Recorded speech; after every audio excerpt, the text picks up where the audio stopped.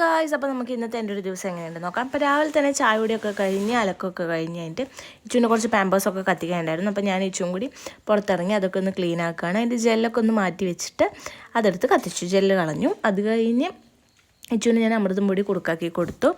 അതൊക്കെ കഴിഞ്ഞ് അമ്മാച്ചൻ കുറച്ച് കരിമ്പൊക്കെ കൊണ്ട് തന്നിട്ടുണ്ടായിരുന്നു. അപ്പോൾ നമ്മൾ കരിമ്പൊക്കെ തന്ന് ഇങ്ങനെ ഇരുന്നു. അപ്പോഴേക്കും എനിക്ക് പോകാനുള്ള സമയമായി ക്ലാസ്സിന്. പിന്നെ ഇച്ചുവിനും ചായയും ചോറും മുട്ടയൊക്കെ എടുത്ത് ഞാൻ വെച്ച് ഇച്ചുവിനോട് ടാറ്റ ബൈ ബൈ ഒക്കെ പറഞ്ഞ് ഞാൻ പോവാണ്. അച്ഛനടുത്ത് കഞ്ഞിയൊക്കെ അവന് കൊടുത്തോളും. അങ്ങനെ ഞാൻ ഉച്ചയ്ക്ക് ചോറുന്നാണ്ട് പോയതുകൊണ്ട് തന്നെ ടൗണിലെത്തിയപ്പാട് ഒരു അവൽ മിൽക്ക് കുടിച്ചു ഗായ്സ്.